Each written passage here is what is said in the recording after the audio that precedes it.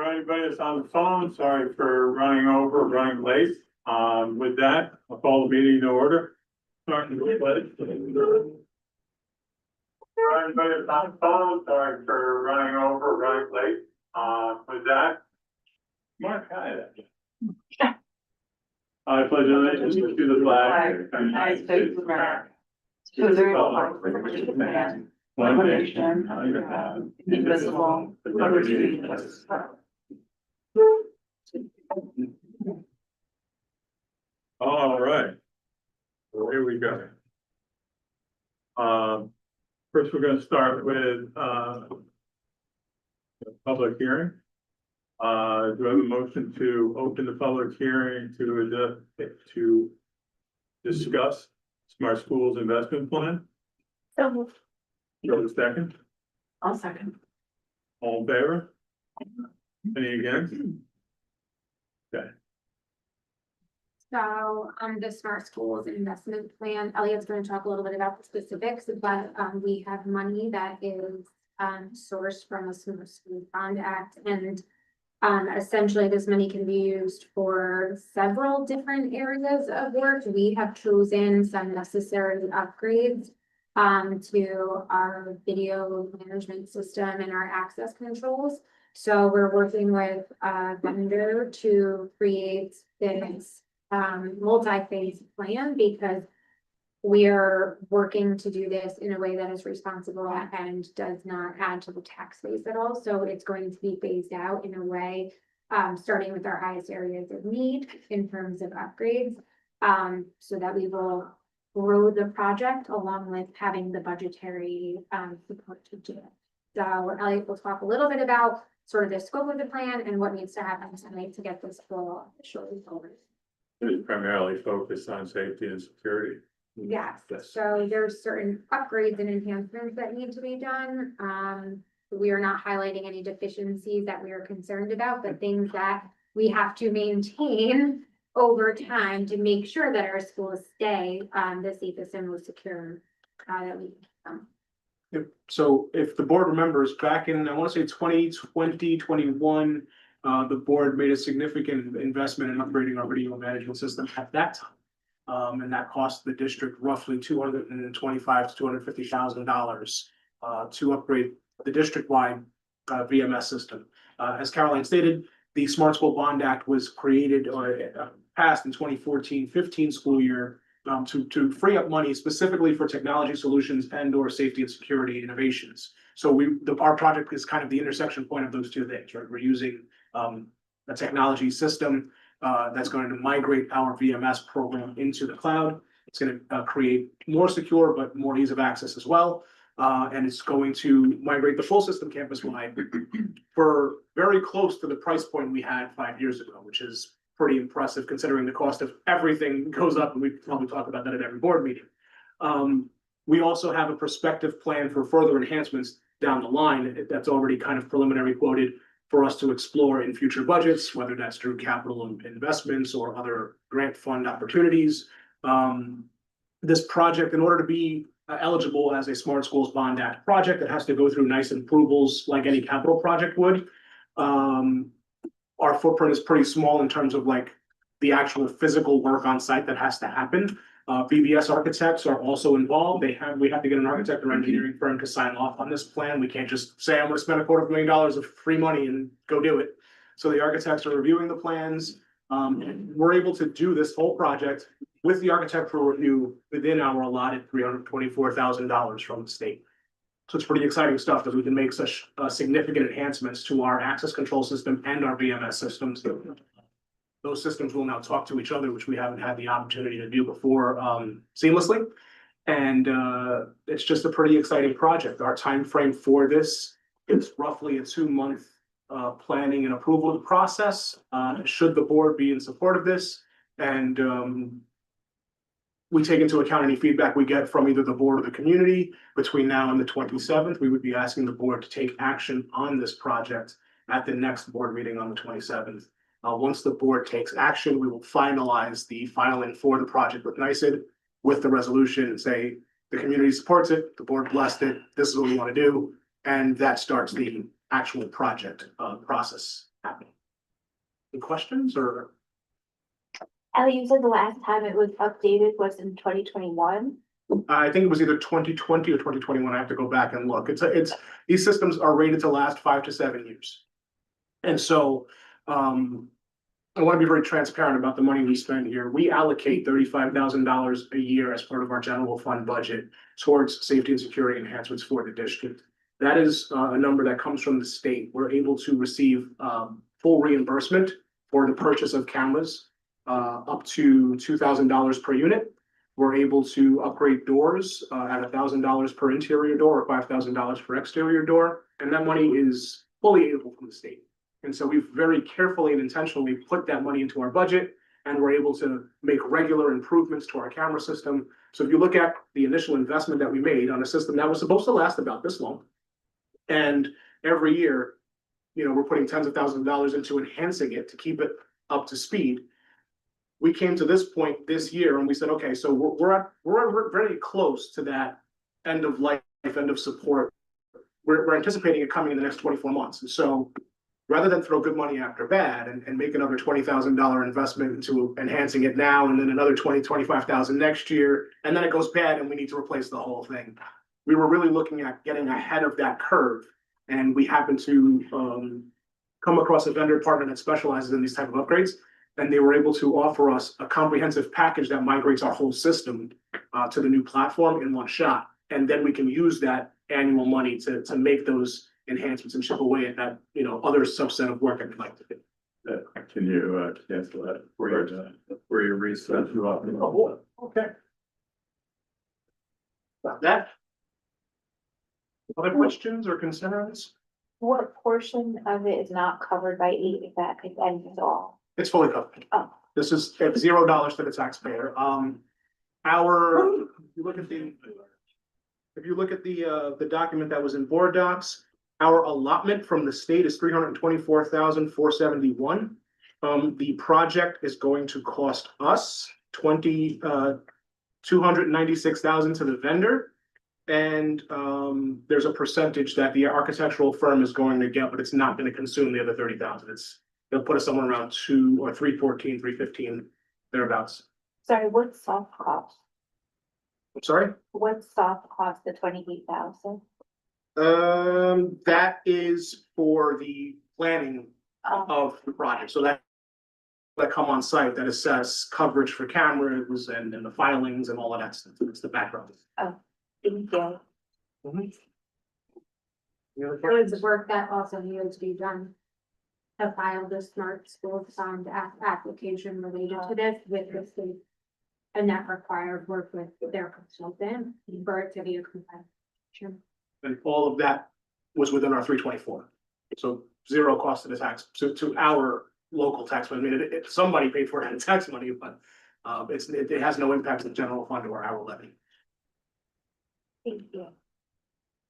And how critical is this stuff though? Is this, if we don't get it done by the end of the month, I don't know. No, we're well, I would say we're about a year or two ahead of potential critical failure, but that's pretty much where we want to be. We want to be a year or two ahead of things that are going, what they call end of support, right? Which means the manufacturer just ain't gonna help you if something dies. So we want to kind of stay ahead of that. We're in a real sweet spot right now because of when we put this package together, even before bringing it to the Board of Ed, we wanted to have a realistic concept of completion. And so even with a 2-month backlog at SCD right now, they're at about an 8 to 10 week review period. If we get this to the state in February, we'll get it back in April. We don't have to bid it out. We're buying this all off of state contracts and collective bargaining contracts that are out there that we're allowed to access under GML. And so absent of a need for a formal bidding, we already have the pricing locked in. We'll be able to pre-order the equipment and execute the transition over the summer. Questions, comments?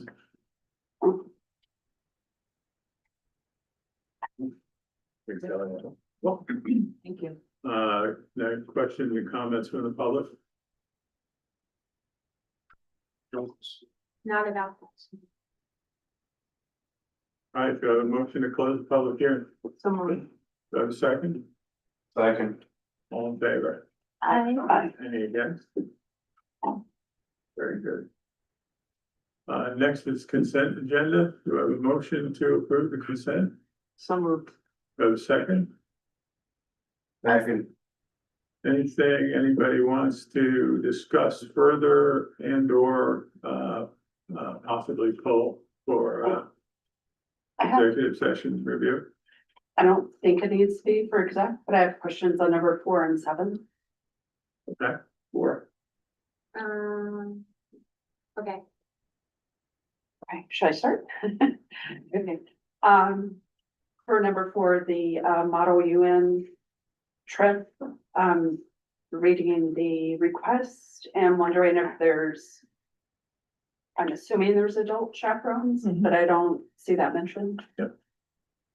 So Dr. Betts is the advisor and we have two additional chaperones that'll be there.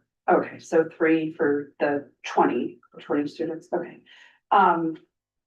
And so will the chaperones go on the train with the Yes, students? they travel Okay, with them, yeah. okay.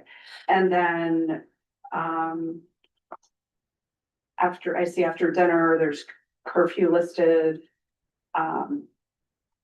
What happens during that time? Are the chaperones with the students? When are they allowed is a curfew for when they need to be in the room or back to the hotel? So they have an itinerary, the itinerary I think was shared and that evening they have a delegate dance that evening. And then they return back to the hotel curfew to their rooms is at 12:45 a.m. Okay, so are they, after dinner, are these students, like, are the chaperones gonna be you're not like. with this? That's, Oh, no, oh, okay, no. No, That's what I but wondered. if you remember when the kids came to speak, they speak about the work that they have to do. right, In their committees, so a lot of times that's sort of how they break off, like there's the actual committee sessions. But then a lot of times they're working in smaller groups to plan their yes, Topics. cases, for lack of a better Yeah, term. Their arguments, whatever you'll call that, and so that's the time that they have to actually do like that. okay, And then the dance takes up a lot of the. okay. Could we add in the adult supervision, because I'm not comfortable the way it reads right now. It just doesn't mention any adults. Mhm. Sure. I mean, I know that's happening, but You want their names on there or? just that there Or that are, there's- Yeah, so that's required for In every the- school field trip, and we have a field trip form that's Yes. required for that. This is because the board has to approve the overnight aspect of the field Mhm. trip. So there is an internal field trip form that has all of that has that information, okay. Yeah, We just so- don't see that. Right, and I Okay. suppose I could share that with the board at the next meeting, but that's for every field trip. Yeah, We have that 1-to-10 ratio that's required, and then obviously if there's any students who require like a 1-to-1 support situation. But this is the overnight aspect of it that is required for. right. So is there any problem with us attaching that form No, to? So I mean, it's not like gonna expose No. some secret stuff. No, we're gonna do.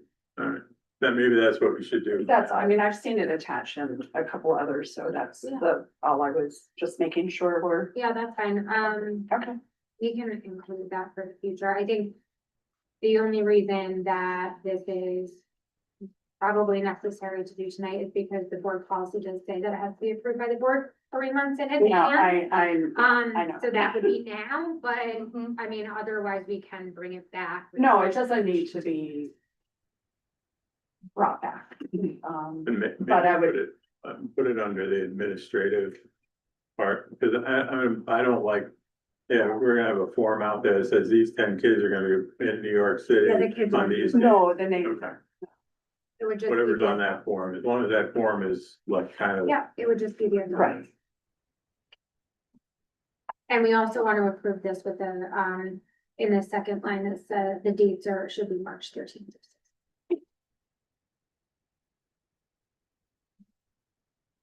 okay. I have, And it should just. looked at this a couple times, didn't get it till now. Okay, Did you? I have a question just on the FMLA leaves, that we have covered, like, because those positions are being covered, they're being taken care of, we're all good with. Awesome. Yep. So we can talk more about that and make that a special. Okay. Oh. And then the number 7, is that the region? Oh, no, go ahead. Did you have other one? No, okay. so did you say 4 and 5? 4 and 7. Just set 4 and 7. So we talked about 4. For 7. This is in the recommended action, it says June. And then the attachment is January. That we are talking about January. Correct? Yep. Okay.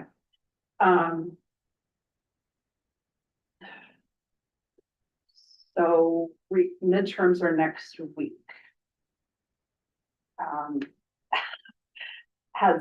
Have these sessions started and So no, we're waiting for board approval. okay, Pending board approval tonight, that they know that they're starting their sessions tomorrow, and it's up to 5 hours. So we have, in particular, there's a big need for our earth science Regents exam, where we have an influx of some new students okay, that need to take this earth science Regents exam, and that's next Friday. So they still have some time the week of midterms and the January Regents examination period, where they're still gonna be able to meet after school during those hours. okay. I mean, I fully support the need for this. I'm just hoping that there's enough time to get these boot camps. Yeah, in consultation with Ms. Sprague, we just added a couple just because there were some students that can take advantage of this opportunity. Okay, For some of these exams, it's just one or a handful of students. But there in particular, there's a big need for earth science. do we approve all these other ones? I guess I'm a little confused. Are we approving all of these tonight for the Right now. first time? Right now. Yeah, Mhm. okay, so none of these sections were approved before. Okay, None of these sections were approved before for what? well, the midterms are next week, so I'm wondering why this wasn't asked for, like, in December. Perhaps. Yeah, or and November. I think we also, number one, this is not something traditional done. We started it last year, or the year before. Mhm. And number two, when we have kids sign up and we don't sign up, we don't want them. So now having kids sign up, we're just making sure that we have approval for them if kids do sign up and want to come. So like Rick is saying, I think the science has been the Yeah. high interest, Yeah. high need Okay, space that the Mhm. kids are. We're just trying to make everything available. And don't forget that in January, we also don't necessarily have kids taking every exam. So sometimes they may opt to retake an exam, right, which they're permitted to do if they want a higher score. But it's not like June where we're yeah, not right. even giving it. And- So we felt it was important to put everyone on there in case there's a kid that's like, wait a second, I need support, Sure, rather than not approve. okay, So if I could just expand on that, superintendent's absolutely correct. So what traditionally happens is when we identify students who need to sit for these January Regents exams, our counselors call the students in, they share with them that they have to take this exam. They offer tutoring sessions, classroom teachers sometimes help, other resources. And then they ask them if we do offer these sessions, would they be interested? So as superintendent stated, we did have some students express interest in their science. okay. So these aren't, maybe I'm using the wrong words too, so I'm sorry. Fine, Is this different than the midterms? it is. So okay, so in my mind, because I was not seeing a whole list of all the, there's a lot of classes that have midterms and they are Regents classes. So that's not what we're talking. See what I'm saying? Okay. So students who don't Right. pass in June have the opportunity to take the test again in August. Okay, And if they're unsuccessful or just choose to, again in January. I So it's a see, very small group of students who are testing, period. I And see, then it's an even smaller group of students who want to come in for extra tutoring. So no, yes, there are kids taking Regents bound classes who will take a mid. right, okay. That is not what That's this not is. this. This is simply for the Regent State Got it. Okay, for January kiddos. okay, that makes more sense. So there's not boot camp for Midterm. midterm regent. Oh, No, but there I'm will learning. be for kiddos taking the reading exam for the first time in in June. June. They would be absolutely welcome, and there will be more than 5 hours of boot camp Okay, leading up to, because there will likely be more students taking advantage of it. okay, But especially when you have a very small group of students, you can really get through a lot. okay, thank you. Yeah. I'm Sorry, I. No, no, for no, no. misunderstanding. It's just a No, question. no, and I was a little confused. Okay, thank you. Got it. I think this is great, it's being offered, thank you for offering it. Yeah. And I was wondering, you said it started about last year, if we are collecting any data about how many are signing up, if it's actually improving Yeah, scores. we have all that because kiddos have to sign in. Yeah. Okay. Is it improving scores? Hard to know, Okay. especially when we're talking about, because we don't know how they would have done otherwise, right? So it is hard to know, when we're talking about kiddos who struggled the first time they took it. We have data on them getting through, right? I have a full sheet, which I'm happy to share, during my report of the passing and mastery, just historical running record.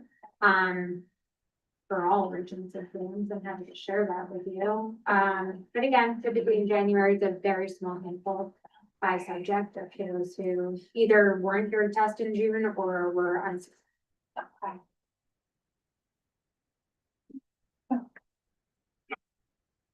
All right, so with the modification of number 4 to add the that form, the build out form onto this item. With the change to remove June and put January into number 7. Are all in favor? Aye. Me again? And actually, if we refresh, I'll just change the June to January, so it should be all done.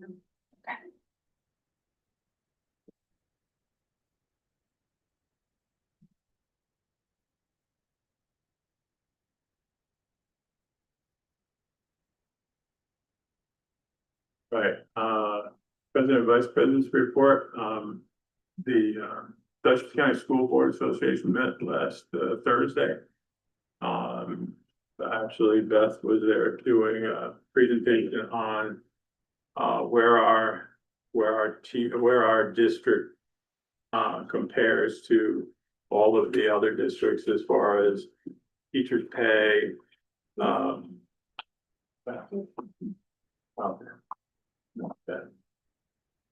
was a throwback. Yeah, sorry about that.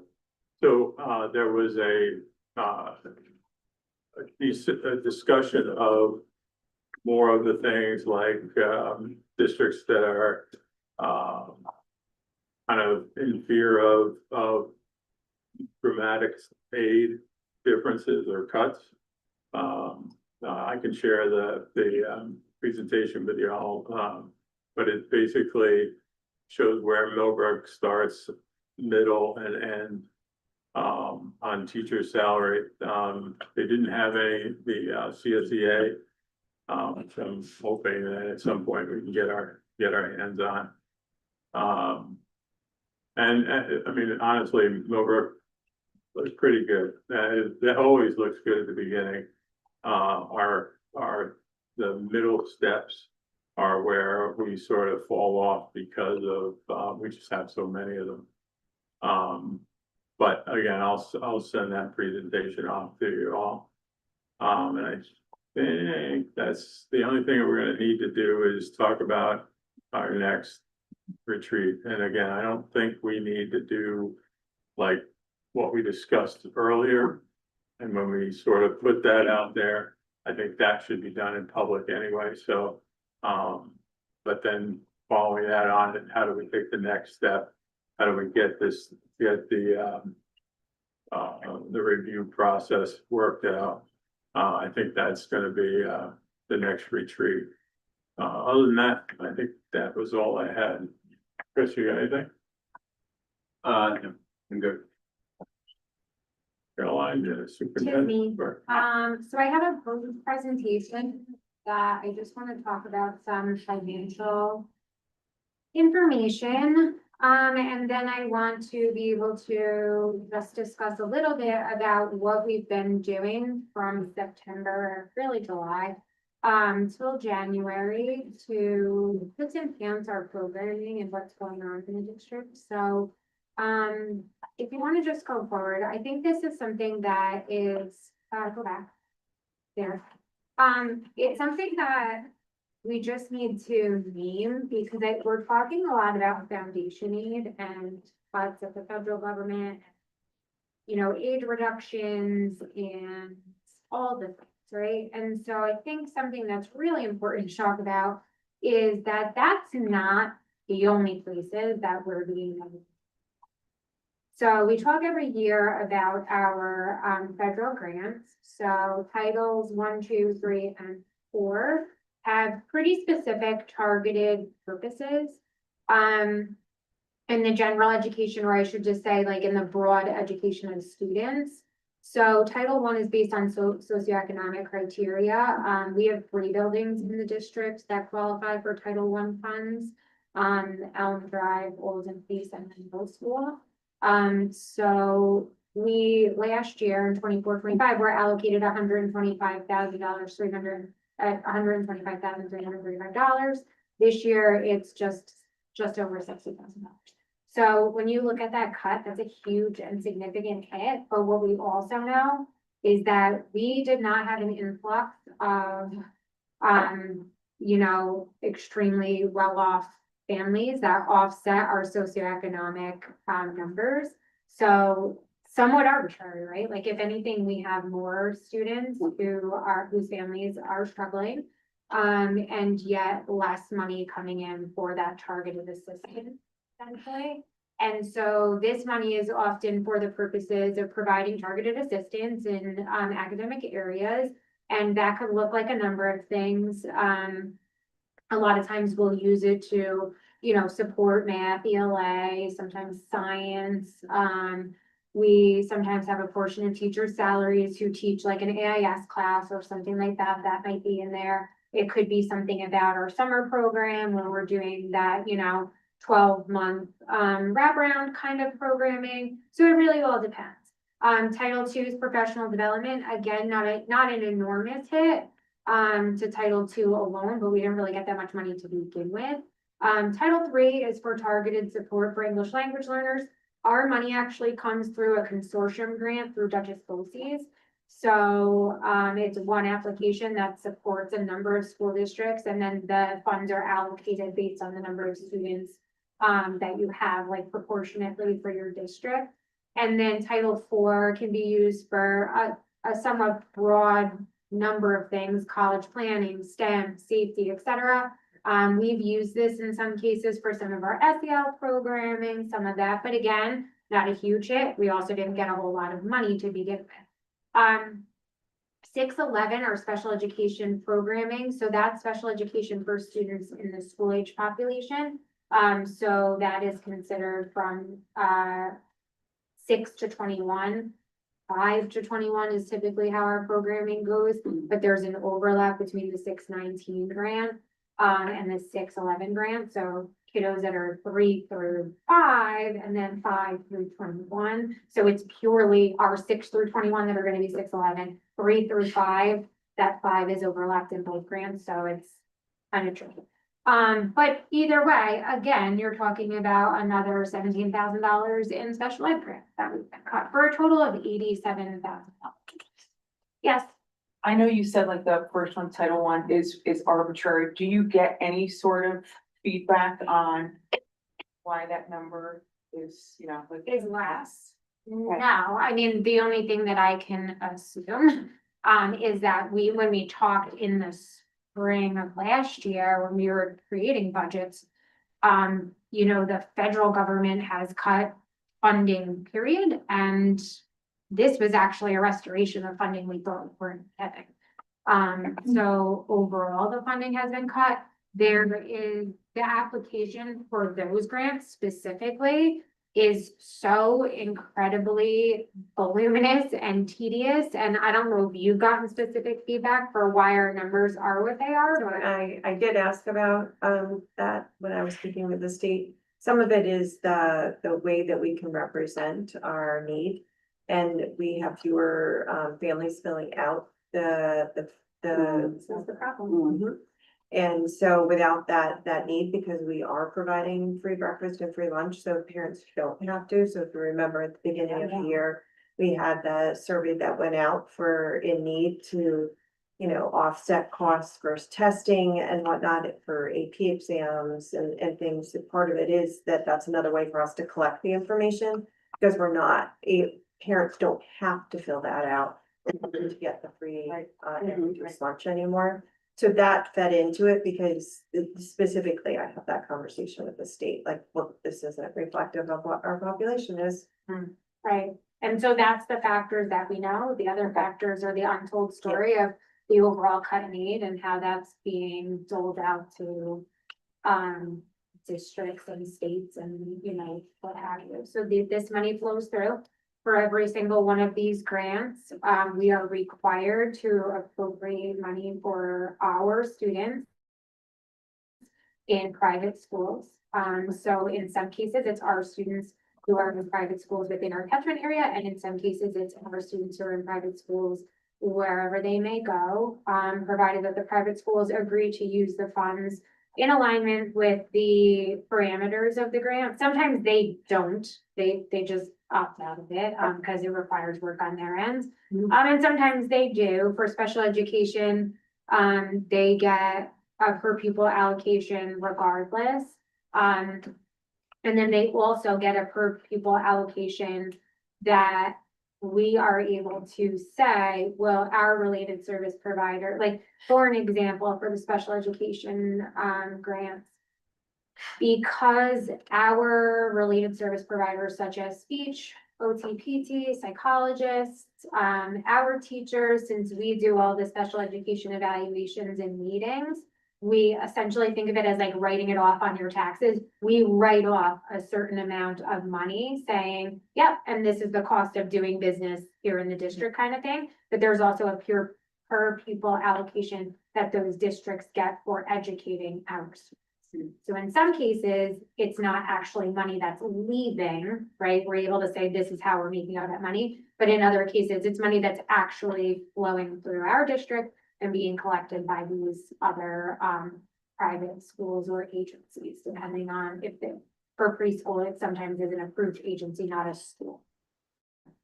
But 611 now has per pupil cost and everything.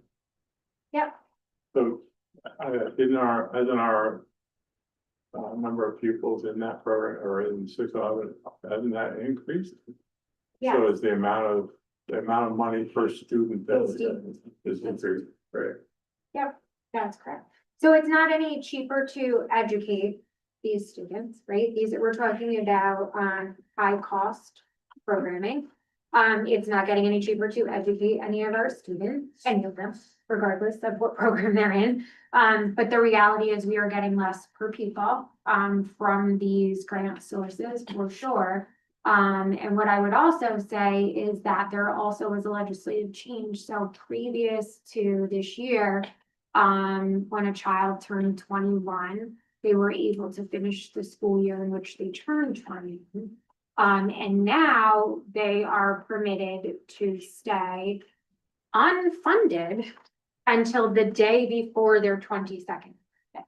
So not a huge deal if the kid is born in July, August, September, October. But if you're funding that child's program, which could be upwards of $100,000 in an out-of-district program, which a lot of times those are the kiddos that are staying on, because you can stay on until you're 21 if you have not yet received a high school diploma. And so that being said, right, the kiddos who are staying on tend to be students in high cost programs. Is St. Joe's in there as well? Not St. Joe's, but Cardinal Hayes. Oh, that's fine. Yeah, Cardinal Hayes. Yeah. So the Cardinal Hayes School is in there. Cardinal Hayes, so that is something that gets very confusing for people. We have the Cardinal Hayes Home, which is what's called an intermediate care facility. And so the district pays the full vote of the cost of that. But we are fully reimbursed for the cost of those students. For students in the Cardinal Hayes School, that's a whole different mechanism. So it does get really confusing. But they're two very different things. And it also depends on if the child is or like ordinarily a Millbrook resident and attends one of those programs, if the child is placed by another CSE, if the child becomes if the guardianship of that child is transferred to the staff at Cardinal Hayes, that's funded differently. So that is we could do a whole workshop on that in and of itself. But yeah, to answer your question, it's not any cheaper to educate any of our students, and yet we are losing money from every source. So for more good news, Elliot's gonna go to the next slide, in which our first projections on foundation aid, while we're looking at potentially, the flat foundation aid from the 24-25, 25-26 school year, we're projecting an overall 2% reduction in aid. So we just keep getting bad news. And so our numbers for the insurance consortium are upwards of 16%, which is roughly, what did we say? 2.5% of our total budget. And so we keep scratching our heads and going, is this real? Because at some point it just becomes like, what do you do, right? Like, where's this money coming from? So there's reductions in aids and in transportation. And also the BOCES aid line was reduced, but remember, we've been working hard at that this year. So if you go to the next slide, I'm going to explain a couple of things that we've been doing, because we're sort of just trying to latch on to anywhere we hear or see money. So I met with NSBA. I think I mentioned that in last board meeting. I met with a representative from NSBA. NSBA is currently offering a state aid recovery review service. And so there's a department, I guess you want to say, of school aid recovery specialists.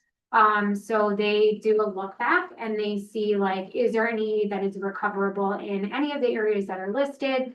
And so special education, school lunch, any enrollment sources that maybe there was, a discrepancy in what was reported versus what was actual. Our transportation aid was a place we took a huge hit last year. And no matter how many times we resubmitted our contract saying, nope, actually our one-way transportation was just as expensive. We have all these kids going to programs, and that was so we're doing this. The good thing is that if we recover funds, they take 15%. So we get 85% of anything recovered. And if we don't recover anything, it doesn't cost us anything. So it hurts us none. It could benefit us in the long run. A lot of this work is already done, and a lot of it they have access to on their end. So, we're not talking about hours of laborious work for maybe nothing. We're talking about something that was kind of easy to put together and say, hey, could you look at this again? And hopefully, fingers crossed, it comes back with something, right? Anything at this point, we'll see. Relative 2% reduction was, what does that equal out? I can't read it on here. Is that 110,000 roughly? 142. Yeah. So that's that. And then our next slide. So throughout the district and throughout the school year, we've been doing a couple of things, some of which I have mentioned previously, but I did just want to highlight that we know very publicly, we know how late the early college access conversation started. And it was really, it's one of those things where it was, do we put it off for a year? Do we kind of let things, settle and have that runway to really advertise this? Or do we try to capitalize on the classes that we're already running by running them through the early college access COSER? And so we opted, even though it was not timely, even though it was not necessarily opted to go forward with classes that we already had running. as college offered courses, right? And or classes we were gonna be running anyway, that we could have approved through Mount St. Mary's as college credit bearing courses, right?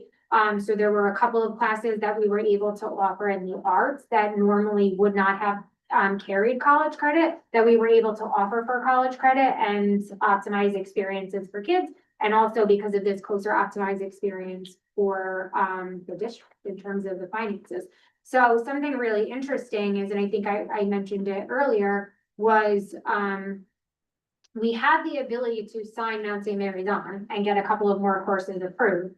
And then there was this other piece of this like early college access COSA, and we needed another school district to do it. So Amy and Kitty from Red Hook were able to say, let's hurry up and get this done with BOCES, and then we can do this for this year.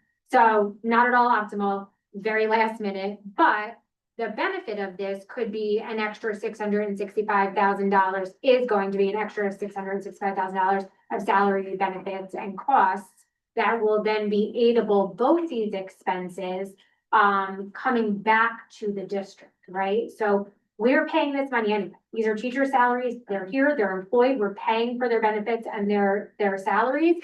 But now, because we are paying them as contracted, essentially, it's able to run through BOCES and generate money back to the district, which ordinarily wouldn't be happening, and we'd just be paying that money.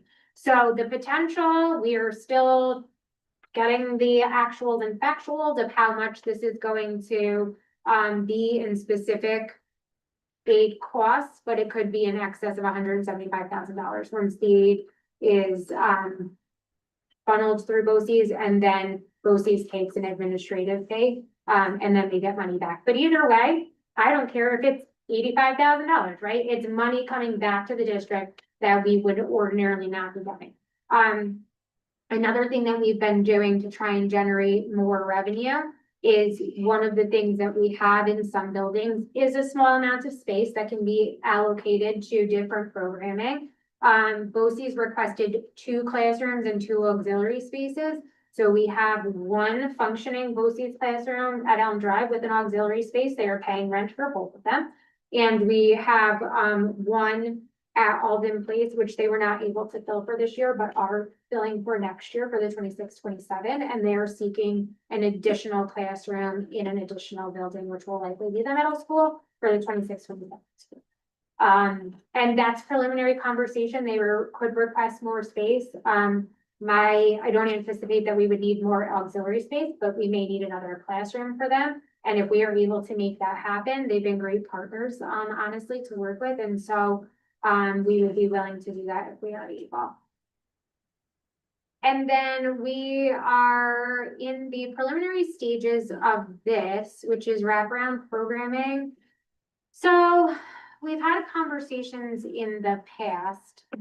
I'll let you fill in the blanks, but prior to July 1st, we had conversations regarding providing childcare services and bringing childcare services under the auspices of the district. And we were told that would be a lot of red tape and messy, and that just wouldn't work. And so we had a conversation, I had a conversation with a superintendent from another school district who was mentioning something about their childcare. And I was like, let me ask you a question. How are you able to do all that? And so we set up a meeting, Amy, Elliott, myself, that superintendent and their school business official, and we were able to have conversations about how we could actually make this happen. Number one, with the Office of Children and Family Services, which is who it all would fall under, in terms of oversight of a child care program. But then number 2 is the piece of how do you staff it? How do you pay for it without it being part of the impacted, or as Pam has said, the aligned units, right? So how would we employ people without them being part of a bargaining unit? And so we have all that information. There's progress being made on the application for DCFF, and then from there, this program could eventually generate obviously additional revenue districts. So We have had before and after care. There have been times in which that has not been able to be staffed and families have suffered for that. Different if we have our own staff staffing it, we can provide much more stability in that way, but what we'd also be able to provide is also the full day childcare for students who maybe live in the district but aren't old enough to attend their school. Yeah. And so that's something that's been, I think, a really exciting venture. We don't know timelines. We're hopeful for 26, 27, but we can't be certain. But either way, we're on the path to try and find all these different ways to create revenue. Some of the other things, this is really kind of the financial aspects of what we've been doing. But we've also been doing a lot of really exciting other things. Obviously, with every opportunity for a new hire is an opportunity to improve our programming, right? We always are looking for new enhancements in terms of personnel. And so we've had several new hires this year and that's all been really positive. We've also, as I had said in the last meeting, I believe, we've enhanced the continuing education. So that was years and years in the making. And so Dr. Watkins got it across the finish line this year. So kudos to her. And her assistant Marissa has been doing a heck of a job of getting all this information out to the public. So again, we are on our way to that being a revenue generator. I can't say that it is going to be a cash cow anytime soon, but it's money coming, right? It's money coming in. It's also when we talk about giving back to the community, like in our mission statement, both locally and globally, we are giving back to the community that supports us every day. And I think people are really enjoying these experiences. We have done the application. We are setting a date. We have a meeting on January 22nd with the Blue Ribbon Schools of Excellence to set up surveying that will go out. So the first stage of that is that surveys will be sent out to the community, teachers, parents, support staff, and administration. And then once that happens, there will be a 2-day site visit where someone will come here. They will literally go to every single classroom in middle school because we're tiny and they'll be able to do that within 2 days. And then we will leave that experience, or they will leave us with an action plan.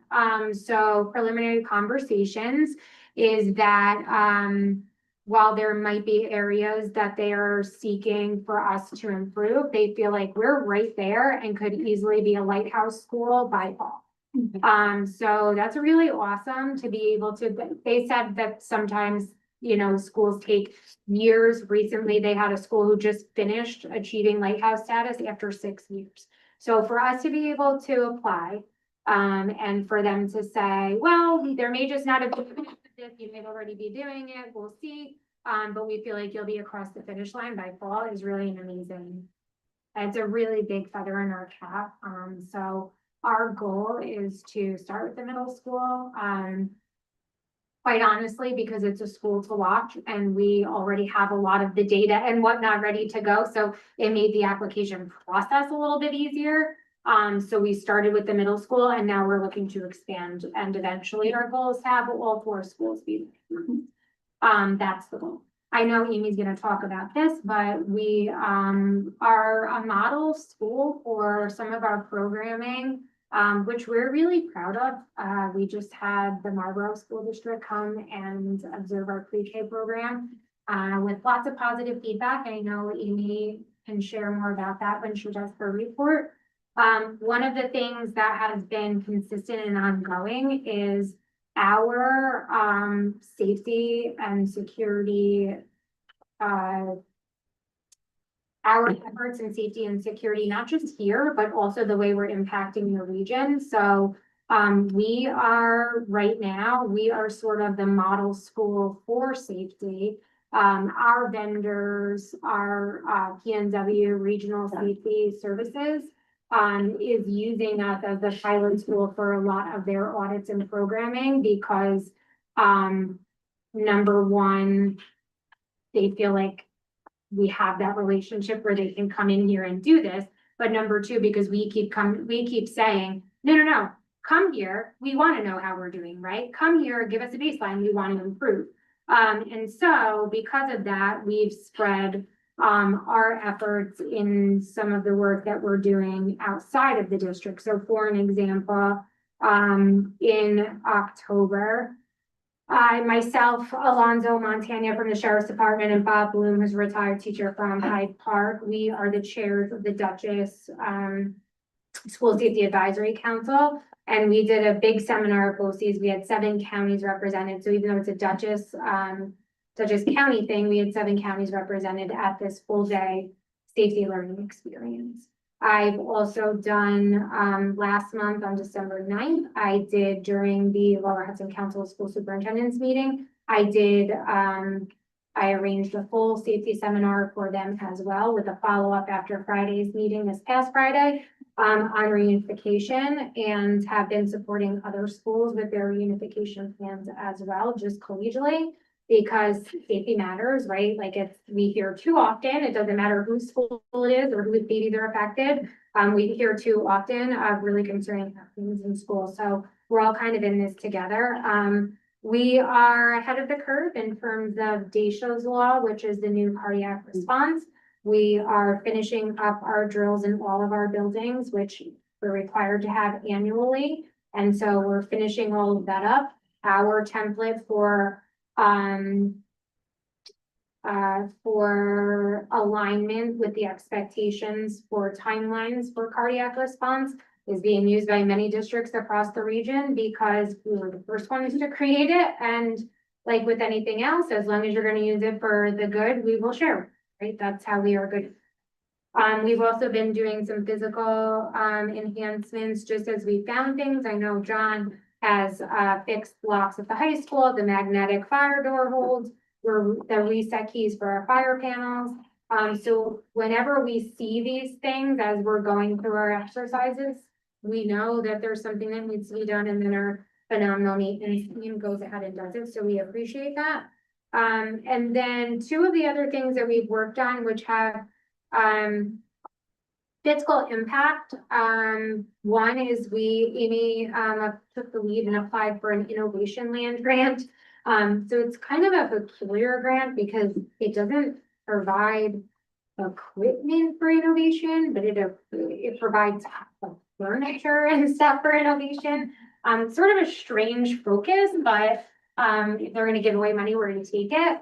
And so one of the things is there is a certain percentage of money that we have to put out in order to get this money. So we're now playing the game of, do we need it badly enough to lay out the money to get this money? So we'll figure out how we're going to utilize that, but we were awarded the innovation plan grant, so that was good. And then the other piece is I've been working with the legislative liaisons. So there's a number of things I'm sure you can imagine that are going on throughout the state and really throughout the country. So I've been working with the action advocacy team for the federal AASA legislative liaisons, and then the state legislative liaisons committee. One of the things that's being supported by the governor, and was even mentioned in her speech today, was universal childcare. Elliot and I were wondering who's paying for this, but we're really happy to hear that she's behind it. So, very interesting. I do have a bunch of this. So she being local, wants to go back to the basics in math, just like we went back to the basics in literacy. So, we are now going back to the basics in math. I'm interested to see what that means, because I've not seen anything basic in math in a very long time around the school. She wants to accelerate high impact tutoring. So this was just today, the state of the state address. So I have it all here. She is creating a sustainable teacher pipeline, which I'm really grateful that some of these things are in here, because when I was in the room with some of her attorney and her assistants and some of those folks, it sounds like maybe they listened to some things. So that's good. So one of the things that we said is that we really need a pipeline of teachers. We need some reform in terms of retired individuals staying on because we just don't have the staff. So some of these things seem kind of promising. Some of the other things, and I'm happy to share this with whomever would like to see it. Strengthening mentoring programs for Black and Latino youth, solar energy. So we're going to be getting building aid perks for solar energy. Unfortunately, that was not part of our capital project, though we did try. Equipping this youth generation with mental health first aid training, and also providing money for mental health support in schools. And then some of this is also about digital citizenship. So we know that computers and social media and whatnot is part of the world that our kiddos live in. So really, how do we make them responsible digital citizens? So we are doing everything that we can on our end to both bolster the programs and offerings for our kids, but also try and soften the blow of whatever this budget season is going to look like. With that, I will take any questions that you have. Just want to say thank you for all the efforts you guys are doing to try to, you know, help us sustain the budget and, you know, make up for where we might not be getting the monies that, you know, some people think we should be getting. Thank you guys for doing that. Absolutely. We're happy to do it. I mean, some of this is so exciting for us, for our kiddos. You know, it's really exciting enough, and some of it is out of sheer necessity, but we try to make sure that no matter what we do, there's a benefit to the kids. If we did the daycare in, how much of, like, if we put that in the Elm, how much of Elm would be left? You got. If you look at the classrooms that we have already, then if you added daycare in there and another BOCES, how much do you think that it would be left? Well, I don't know if we can answer that because it all depends on how large our program is, what age group students would receive. You know, what footprint we need to have for the childcare. So I don't know that we can answer that just yet because that's part of the process of going through the Office of Children and Family Services. So we also would have to talk about what rooms are being utilized right now that could potentially be repurposed. You know, there are some situations where like the auxiliary space for our BOCES students might be able to have a smaller footprint. There's lots of different things that we would be analyzing in order to make those decisions, but we also haven't really necessarily said that it would. Yeah, I'm thinking, you know, we got a pre-K 1 and 2 in Elm. And BOCES needing more space and, you know, they're gonna go back under construction again, so I'm sure they're gonna be looking for even more space. If there was a way to sort of fill that building from bottom up. That is our plan. For the phone after care right now at Elm, are we good? Is the district getting money from that? No, so that's a totally separate entity. Nothing. Can you repeat? I couldn't hear what you I'm said. sorry, I said for the Healthy Kids Before and After School program that's taking place at Elm Drive right now, if the district gets any money from that. Yeah, they're not affiliated with the district, so, you know, without speaking about any program, part of what we run into when a program is not affiliated with the district is we lack oversight, right? And so, not that we've had a particularly large number of issues, but when there is an issue, we can't really answer for it, right? And so that leaves us in a bit of a precarious position at times. But I also think there's just a benefit to having our own people doing these. Questions? Thanks, Karen. This high school principal. We could skip this one. Good evening, happy new year. Thank you for the opportunity. I know it's my first formal report this school year, but I know you've been hearing from monthly from our student board members, Kamora and Nina. So I'll begin with instruction and learning. So at the start of the school year, we administered our Admentum beginning of the year benchmark assessments in both ELA and math. And then since then, we've been using this tool weekly in our English and math classrooms to support practice, mastery, and targeted instruction. Additionally, our math teachers have been working very closely with Daniel August, made possible through the support of Dr. Watkins. Our math teachers have found his work extremely valuable and are actively implementing many of his instructional strategies in their classrooms. So the collaboration with him has been very, very well received. And they are very much looking forward to working with him again in April. Also, I've spent a great deal of time in our classrooms this school year through some informal visits and through the observation process. So it's always rewarding to see the strong teaching and learning take place across the building. From a student support perspective, our MTSS team continues to meet twice monthly to monitor and support students who may be at risk academically, behaviorally, social, emotionally, or with attendance. And it's hard to believe, as we discussed earlier, we're at the midway point of the school year. So next week we will be administering our midterm exams and a few January Regents exams. And then in terms of conduct and safety, early in the school year, as all of our staff members in the district, our teachers and staff completed the GCN training, the online portal that covers all safety related topics.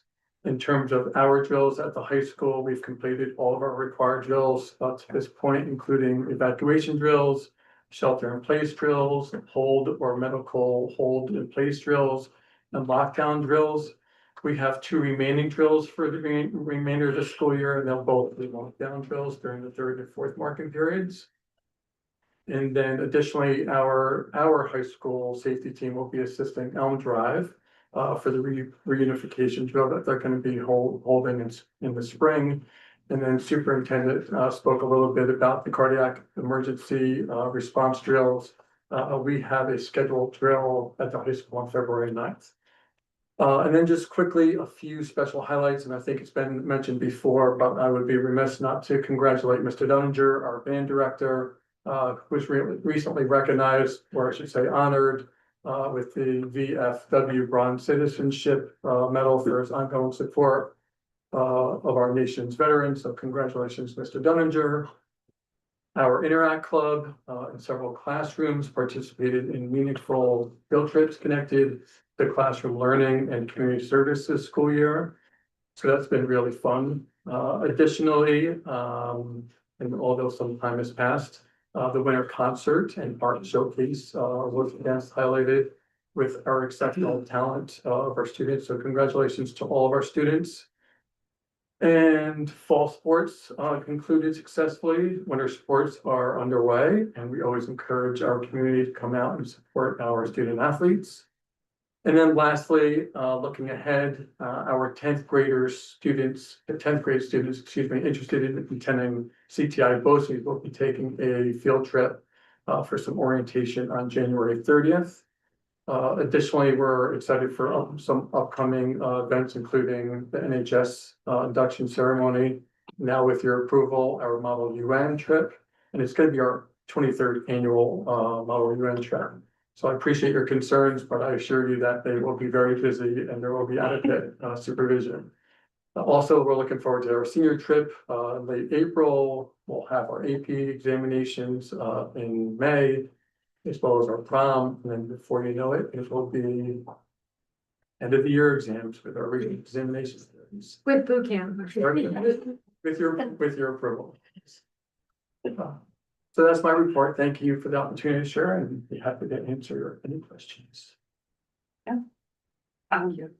I want to thank you for, I know it's not just you and then Dr. Watkins and the STEAM Fair advisors as well, really promoting that this year, and I hope, I know the deadline just, I don't know, do you know how many high school?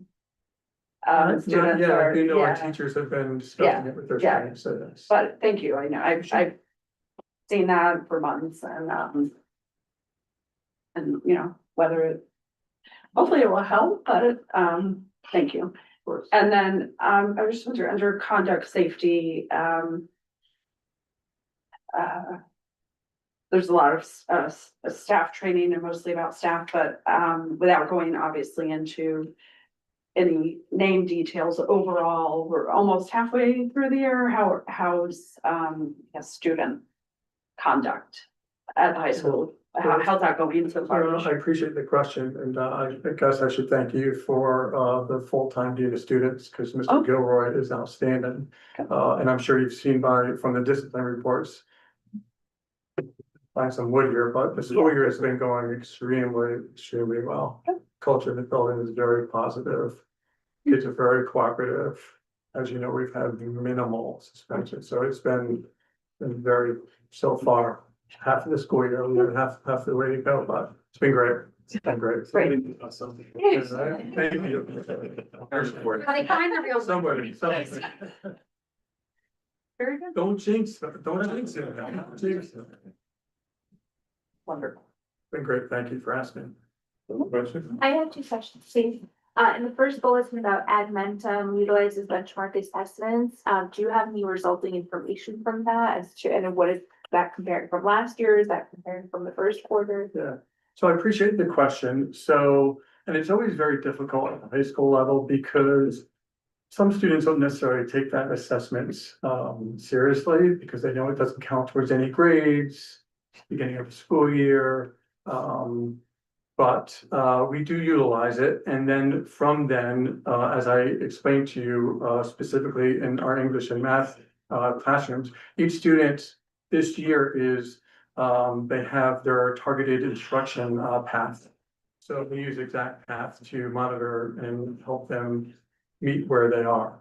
So based on that initial benchmark assessment, then they are basically, they have each individualized student has an exact path. So depending on where they are within the grade level bands, they are just getting that support throughout the course of the school year, 40 minutes a week in English and math classes.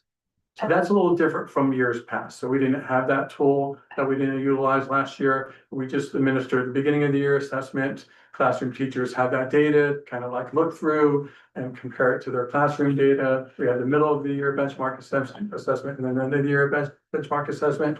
This year, we're just doing it at the beginning and end of the year. And again, like I said, based on that individual or beginning of the year assessment, now we have that exact path to help those individual pathways for our students. Oh, wow. Okay, so exact path, this is the first year it's being used, and so at the end of the year, we'll have information as to if they've met their path and or that's been helpful. Okay, that's See so what exciting. yeah. Okay, that's wonderful.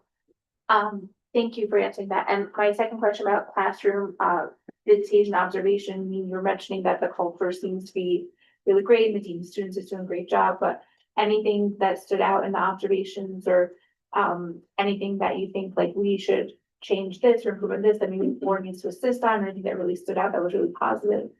Yeah, no, I appreciate it. So, working with Dr. Watkins, we just really talked about the need for seeing more student engagement in our classrooms. So that's been very evident during our classroom visitations.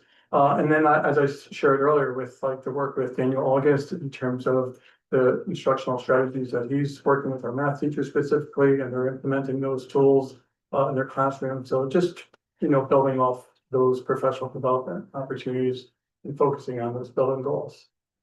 Thank you. It's been great. It's been really great. Other questions? Thank you. Thank you.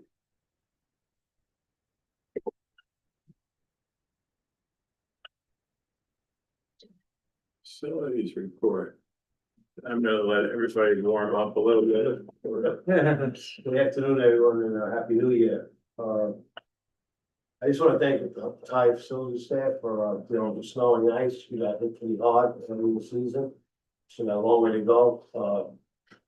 Ice melting on the roof, So we got multiple leaks, so we're dealing with that, but, we've been able to keep the kids and stuff safe, and it's been having different statements to come every day. I'm just gonna, plus a little lengthy, I'm just gonna go over a couple of things. We upgraded all the fire pull stations district wide. So went around, they used to do it, Eastman, do like 10 here, 10 there. So you had an Allen key that worked, you had a flooded screwdriver that worked, you had a key there. So we did the entire district, we've done the 1, 2, so every single pull station. We had one key that, the principal of the high school is at L, okay, some kid pulls the pull station, he has to set it, he has that key. So when I went around like chickens, the fire department's down there, they're like, how do we shut this thing off? We don't have a key, we got a screwdriver. So fire district is all right there, at their, Elliot Price. all the keys have. Break this for. Oh, they made the safety upgrade, so it's really great. Also, we upgraded the hardware on the gym doors at the high school. Like you know, we have a lot of activity, sports in there, and the doors take a beating. So the old systems, they had bars running up the doors, and they were basketballs, they would bend. The doors were locked correctly, so what we did, we removed all them bars, we installed mullions, set of mullions, so we can use the panic bars just on that, so we don't have the bars run up any longer. So the doors are a lot safer, and we also installed access to the front door at the high school, with card key access, just in case they lost the power from card key access. Now we have a key that we can get into the door. So we're really concentrating on safety issues as we notice things, we're trying to upgrade. Frank Bugliani comes around once in a while, gives us some pointers. We started doing random keywords, so I just walk into a feature nicely and ask, I see the keys. Years past, teachers have extra keys. We have a list of keys that are being distributed to teachers now, nobody gets a key, signing a piece of paper, and we have a key log, so. All of our safety. Any questions? I just want to say that, I think it's important for the public to know that whenever we have weather events, Elliot and myself were on with the meteorologists and the superintendents and the highway departments, and we're speaking to John, and no matter what John says, we'll be ready. We'll be ready. If you're bringing the kids in, we'll be ready. No matter what time it is, he will have people here early enough. So the weather never comes down to our facility guys not being ready. It's always because one of the highway departments is telling us that the roads are not safe, they're not passable. But I just think it's really important for the public to know that our guys are here, sometimes 4:30, 5 o'clock in the morning. And they are ready. If we're ready for the kids to come in, the buildings and grounds are ready to receive them. So I think publicly, I think that should just be noted that, thank you for everything that you and the guys do. Thank you. Thank you. Anything else? Okay, thank you, John. Thank you, John. Thank you, John. All right. Sir. So in keeping with the theme of the night, I guess we'll talk a little bit about money first. Y'all have my report, but I just wanted to highlight some of the numbers. And Caroline did share some of these in her report because there's so much overlap in all the things that we do. So you'll see there, I wanted to share with you guys some numbers as they're coming down from the state. Now, we don't have, as many people at home may or may not realize, that there's a lot of discussion about the quote unquote 2% tax cap. The tax cap is actually a 7-part formula. And what I provided with you this evening is just some of the building blocks of that formula. So the state tells us that the tax-based growth factor for Millbrook is going to be a whopping 1.0159 for next budget year. The allowable levy growth factor is that 1.02. That's a 2% growth factor that figures into our formula on an inflation factor of 2.63. Now, that's a current estimate. In the last 3 years, the total inflation factor has been over 15 points. We had 1 year it was over 8, a couple of years it was over 4. And so we're really competing with the cost of doing business just going up all around us in every bargaining unit, in every contract, and every business that we do business with. And we're trying to keep up as best we can. I did put some numbers to the Health Insurance Consortium's approximation. So as Caroline shared earlier, the early estimation of the DHIC increase in premium is going to be 16.43%. So just to communicate to the board what that means for Millbrook, we spend in the current fiscal year $5.9 million allocated towards health insurance benefits to our staff.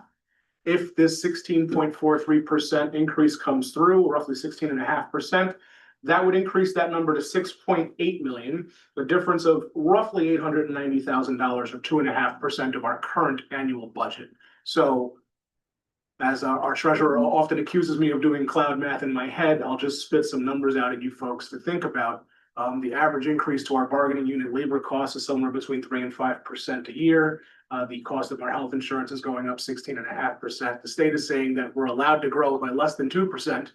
And every utility that we purchase, every commodity, every cost of goods sold is going up by way more than 2%. So we're going to be really aggressive with this budget because we have to be. If you recall, just about 11 months ago, when we gave you our very first budget presentation last year, we very intentionally removed all of the salary allocations from the 611 and 619 grants that typically live there. As Caroline was sharing earlier, there was a lot of trepidation about federal funds drying up last year. So our first swipe of the budget had no salaries allocated to that, and we were staring down the barrel of having to eliminate a number of positions that nobody wants to do. Thankfully, the 611 and 619 money came back, and we were able to fund some critical salary positions out of that allocation. But you know, we're hoping that the money's still there, but we are literally doing everything we can to increase our revenues because, you know, we may not be a high aid district, but 23% of our revenue does come from state aid. And seeing that roughly a quarter of our revenue stream decrease and a heavy restriction on our ability to increase the 76% that remains doesn't give us a lot of bright side in this conversation. And so, you know, I want to say I spent some time already with our administrators having preliminary budget conversations. Our cabinet, you know, Dr. Watkins and Caroline have been really creative with trying to find ways to eliminate costs and find money without doing anything to decrease what faces our students every single day. So, like I said, just want to give you guys some numbers based on our current projections. These will evolve into our budget presentations as they get finalized by the state. On the technology side, this is computer-based testing season. I want to give a shout out to Mr. Schock in the tech department, as well as Mr. Cedarmark and Mr. Cabello, middle school and Alden Place principals. They're all working seamlessly together in getting our computer-based testing plan up and running for this year. Computer-based testing is required to be done on computers for all grade levels this year. This has been this is the end of the line on the phase-in that's been multi-year. So this is the first year that everyone, every grade level, every subject is required to be CBT. So the team is up and running. No hiccups just yet. Somebody find me another piece of wood somewhere. But those tests will be administered in the next couple of days and weeks. This year, we are due to respond to New York State with a revised technology plan. So Mr. Schock and I have been working together on planning our technology expenses for the next 5 years. Again, dovetailing with our Smart Schools Bond Act projects that we spoke about at the public hearing at the beginning of this meeting. These are all things, right? Free money from the state, $300,000 of free money from the state means we don't have to put it in the technology spending plan over the next 3 to 5 years. So we're really trying to leverage every opportunity. Mr. Schock put in E-rate applications last year. If you look up over your head, you'll see these Wi-Fi access points on the wall, that blue light on it. We replaced every one of the end-of-life units in the district with E-rate money, which means out of a cost to us of about $169,000, almost 135 of that was federally aided. So we paid literally like not even a quarter of what it cost us to upgrade our Wi-Fi system this year. That was all federally funded. So big shout out to Mr. Schock for finding that project and making that happen. And a fun one, just for public information purposes, is Mr. Schock found a product that's able to create scrolling displays on flat panel display boards like TVs in our lobbies. So you'll see that there's a pilot at Alden happening right now. We're going to upgrade the one here in the middle school in the cafeteria, and we'll be adding them to the lobbies in other buildings. But for those folks that pop into Alden, you'll see in the lobby there's a TV on the wall, And that's a scrolling slide deck that can be manipulated by the principal or their assistant right from their desktop computer at their desk. They don't have to plug anything into it. It doesn't need its own computer. It is a very low-cost, high-tech, cloud-based solution. Again, just trying to get information out to families. I think we've learned in the last couple of years that you can't do enough to put messaging out there to the community, even just having it scroll across the screen in the lobby. So we were joking around, if you remember the old scrolling marquees, the LED things that are like this tall and really wide that would scroll in the doorways like 10, 15 years ago. We're doing the upgraded version of that with a full-size TV and a color slideshow. So very cool, very low cost, very innovative solution. And just happy to see things like that coming up as we go. All the thanks in the world to John and his team, who spoke a lot about the weather. These guys are just relentless. And in all of our years doing this, we've never had to hold rival because of the condition of our campus. That's a point of pride for everyone that's involved. So just wanted to underscore that big thank you.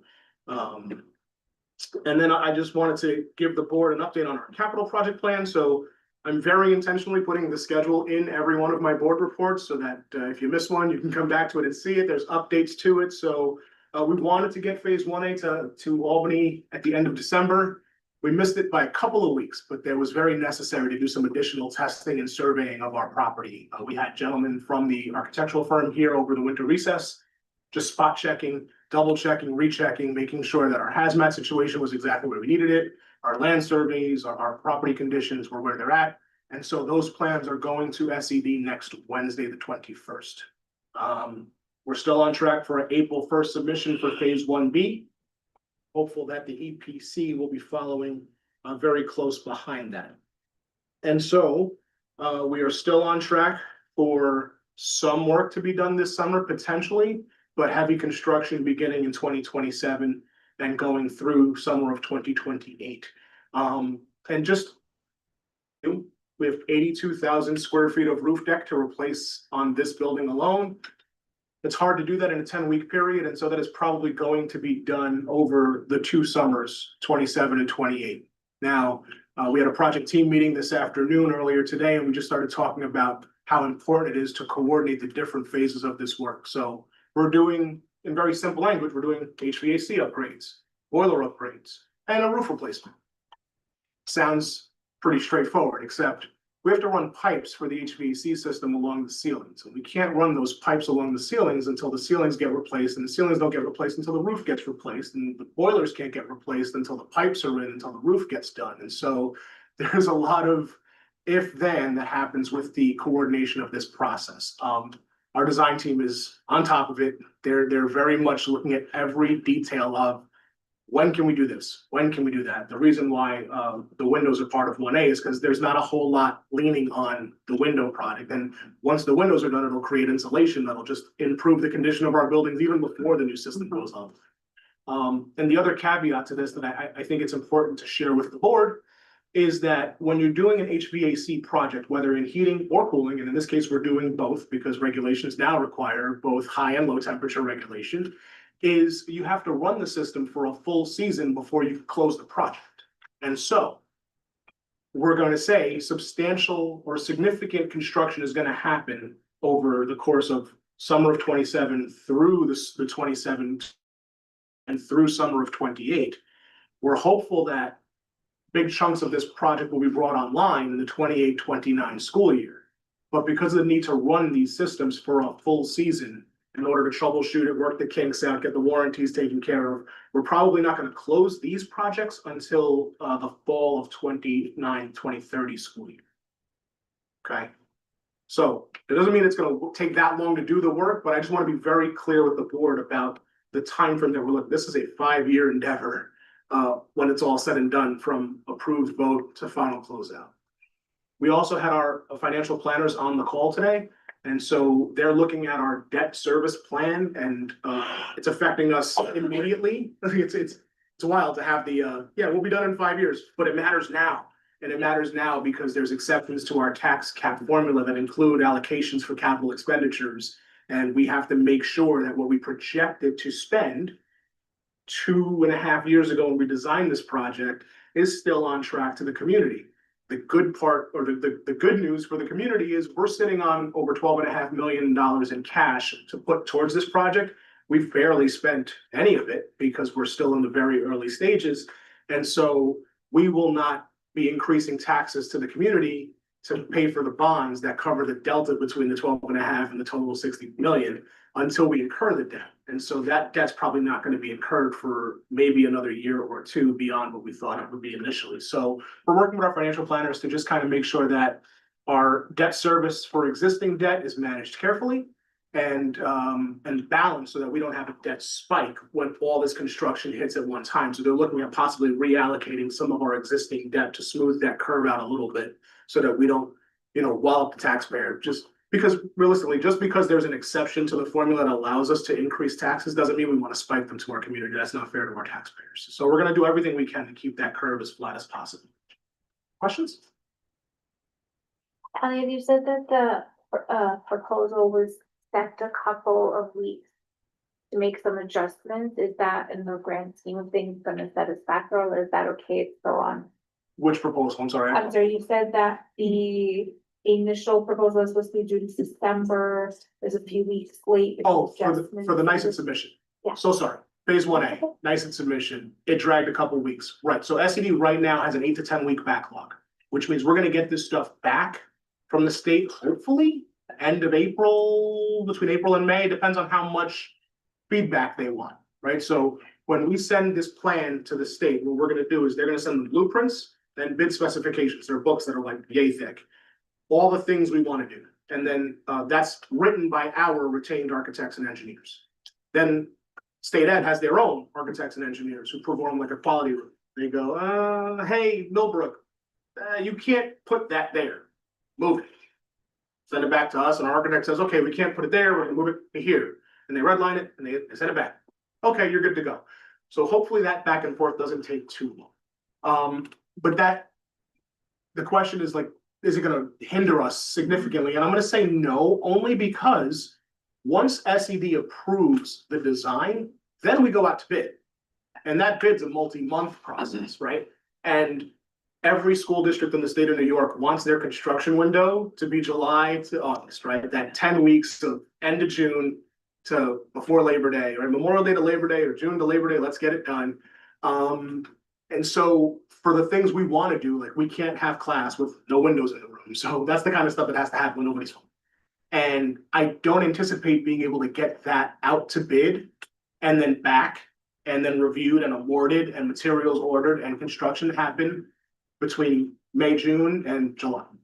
So that's gonna have to probably wait until, so it's one of those like, if you miss June, July, if you push to June, July the following year. And a lot of our phase 1 stuff is in that kind of category, right?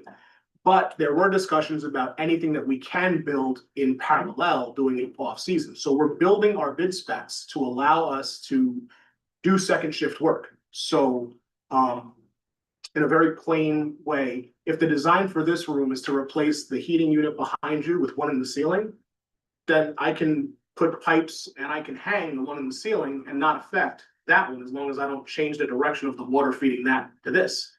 And so I've done that in previous projects. Our design team has done that in other school districts. And so we're just walking into this with, listen, if we get the approval in September, we can start working in November and just build alongside and not miss the boat where we go, oh, we missed June, now we gotta wait till June. So we missed a couple of weeks. If that means we go out to bid May 1st instead of April 15th, not the end of the world, considering the window for that type of work and our overall. I think that just makes that like the fear, like the concern is like if what next could be delayed and like so much is not within our control. That's a and great not point. pushing it out to the next year. Certainly, how we and avoid I would that. say we share that concern and we voiced that concern and our design team echoed it and they actually added to it. So it's like we're not just worried about time, we're worried about money. So our construction managers have committed to re-estimating every phase of the work as it goes to Albany, right? Because it's one thing in 2023 to say, based on current markets and recent projects, that job's gonna cost 10 million. But now it's 2026. And now, out of that 10 million estimate, we're putting 6 million of that work on the street for bid. They're gonna re-estimate it and say, is it really still 6? Is it 6.5? Is it 5.5? And so we're gonna try to tighten that up, because they build in certain contingencies, right? In the front end of this project, they were building in dollars for things that we couldn't see. So now that we're opening up floors and walls and ceilings and seeing the things, the needs may not necessarily be aligned with the initial allocation. We're hoping they're under, right? Because the goal is to be on time and within the budget, under budget. But that's gonna be part of the process. So with every we're gonna re-estimate it for time and money and make sure that we're still on time and within our budget. And if we're not, then we need to revisit it. But I'll get plenty of time to share that with the board before we get surprised by it. But on this thing, Elliot, personally, what I'd like to see you do is get this in a format where I don't see a new one next month, right? I don't see phase 1A, it says, updated, now it's 2 more weeks and 3 more weeks, but the other ones are gone. What I wanna see is when you pitch this to us, the update provided on whatever today's date is, moved it out 2 weeks. If the next time you show it to us, there's another update, it should say update provided that week. So that we can see it, like, in phase 1A, they're just pushing and pushing and pushing.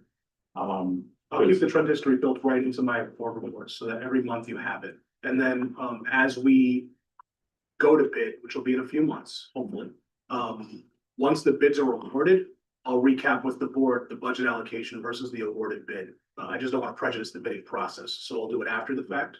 But we'll track it throughout, but we'll share it with the board publicly once bids are awarded. And if there's a danger of going over budget, we will certainly share that candidate. Anybody, anything else? Thank you. Okay. Thank you. Thank you. So.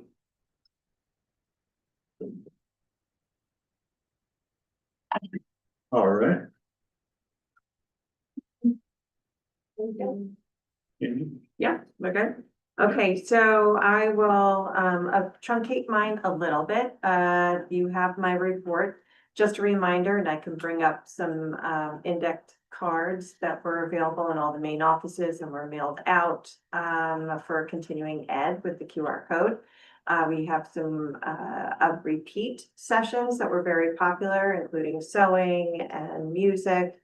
The CPR classes, but also a 3D printing one, so make sure those get checked out. Caroline did talk about our visitors from Marlboro. I just wanted to thank Mariah Thorpe Jorgensen and Sammy Freeman for opening up their classrooms and welcoming Jenna Thompson, sorry, that's someone else. Jenna Thompson from Marlboro Elementary and Robin Heck, the Assistant Superintendent, to come see. They were very impressed with the level of learning that our students were demonstrating, their phonemic awareness, their letter recognition, and just looking at their center-based learning activities. They got to see us during transportation and how that applied throughout their center-based activities. But more importantly, or in addition to, it's hard to say, they were both balanced out so nicely, is the vertical articulation, because we did have opportunity to go visit our K1 and 2 classrooms. So they were very impressed with our little drive. So that was kudos to everyone around for that. Just a reminder, I have sent an email. I'll send another reminder out to families, but the 15th, this Thursday from 6:30 to 7:30, there is a virtual presentation on the well-being of promoting well-being through social media during the digital age. So Dr. Dina Stein and social worker Erin Alvarez will be presenting that virtually. So please hop on. The link was sent out. Just a reminder to register if you would like to attend the Millbrook Listen Spirit Awards. Those will be on the 31st from 2 to 4 in our own high school. Our very own, as we mentioned last month, Kelly Thomasula will also be acknowledged for receiving the Public Service Award, in addition to other members of our community. So if you want, just check out my report and click on the link to say that you would like to be there.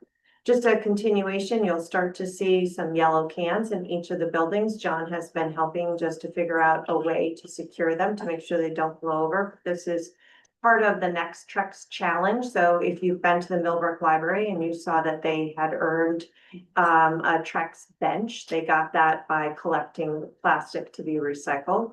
I want to thank Lee Reynolds, who is helping me in that collection. She was very adamant and supportive of the collection for the library and has committed to do the same with us. I'm still trying to reach out to a few high school students who might want to earn some community service hours for this, but just keep an eye out for the yellow cans outside. That'll hopefully make it easier for parents, and there'll be a nice sign on the can. My email also will have some information, but any plastic wrap just has to be clean. So think of the plastic that your case of water comes in, think of your Amazon bubble wrap, the packaging, all of that can be recycled and earn the district a bench, but also just align with our strategic plan on sustainability.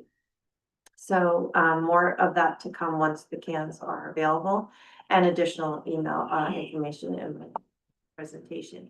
Just a reminder that this Friday is an early release day, so I have done a different format than previously. So rather for the half day having speakers come in, really we've done so much work already with the staff this year, giving them time to unpack that work a little bit. So each department or grade level will utilize that time. They're submitting a plan to me within some frameworks, just so that I can and the principals can look in at that work and be part of those conversations with them. So that'll be this Friday, followed by no school on Monday for Martin Luther King.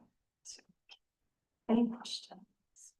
Oh, I did want to just do an addendum because Mr. Syke acknowledged Mr. Dunninger for the VFW award. I also wanted to say, even though Mr. Cabello is not here, his newsletter, all of our principals' newsletters are filled with information, but there's also a great picture of both Mr. Dunninger and Taryn Carbone. She also earned an award. She was recognized by the BFW during the Patriots Pen Award ceremony for her contributions both in the classroom and the community. So just kudos to her, since we were also congratulating Mr. Dunninger.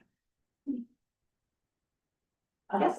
The program for Thursday night, when it says for families, just in case anyone's listening, is that any like teenagers also? All parents for the presentation? Do Hey, is there an opportunity for any kids to get on, or it's mostly? I don't think it's inappropriate. I can send an email out and check with them and include it in my email that will go out tomorrow. I think it's good for everybody to, I don't think they're gonna give any backdoor information, like how to do this versus how to support. They might be bored by it, is what I'm saying. The parents are the ones that'll probably get the most of really talking about the parental controls that we can do and what to look for, and signs that the unhealthy slide of being on phones and the data to support that. Do you know if it will be, would there be a chance to view it after, I mean, I So personally- it's tricky Yeah. when we're paying for the Right, presenters, that's loss of Yeah, revenue for I them. understand. So another this time. family had asked me that as well, and really because we're paying, Yeah. it's more of like a copyright. Of course, I, Lots of times that's also for insurance purposes, Uh-huh. just because of content that's brought up to not have it be supervised. Right. Oftentimes. Right. yes. Anything else? Thank you. Thanks. Thanks.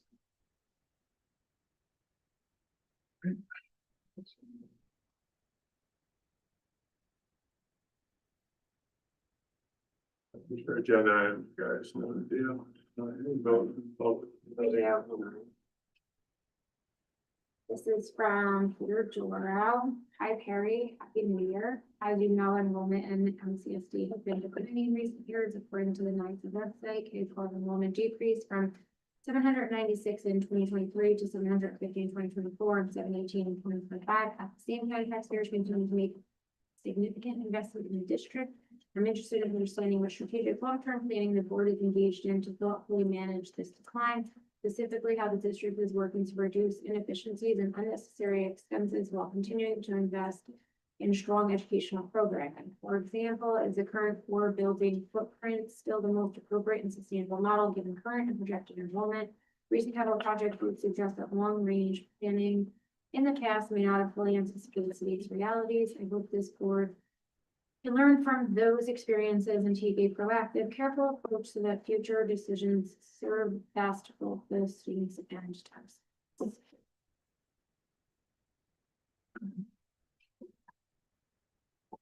Now that's that. Sorry, hang on there. I mean, I'll say what we've shared publicly in the I past. don't know, but is there anybody comment? Oh, No, that no, was it. that was it. That's it.